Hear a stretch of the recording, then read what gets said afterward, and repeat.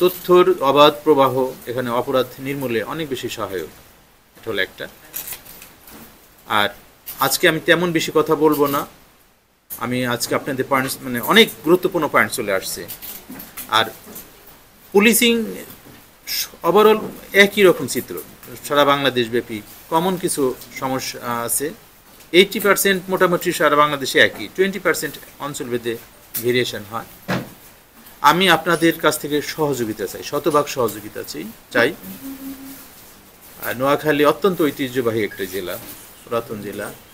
এখানকার মানুষ কর্মঠ, উদ্যোগী, সৃজনশীল, এবং আমি যেটা বারবার শুনেছি এটা প্রো পুলিশিং, পুলিশকে এরা অনেকভাবে কোঅপারেট করে। বাংলাদেশের কমন চিত্র এটা, বাংলাদেশের মানুষ অত্যন্ত ভালো, এটা প্রশাসনকে, পুলিশকে তারা সবসময় সহযোগিতা করতে চায় এবং করে।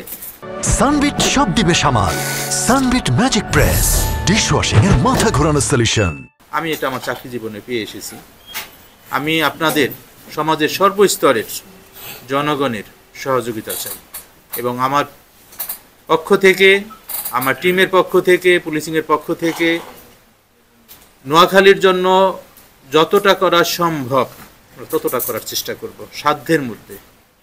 একজন মানুষ হিসেবে, একজন পুলিশ কর্মকর্তা হিসেবে আমার নিরপেক্ষতার জায়গা থেকে, আমার পেশাদারিত্বের জায়গা থেকে, আন্তরিকতার জায়গা থেকে পুলিশ এবং জনতা, কমিউনিটিকে সাথে নিয়ে, জনগণকে সাথে নিয়ে আমরা একটা সমাজে ভালো কিছু করার জন্য চেষ্টা করব ইনশাআল্লাহ।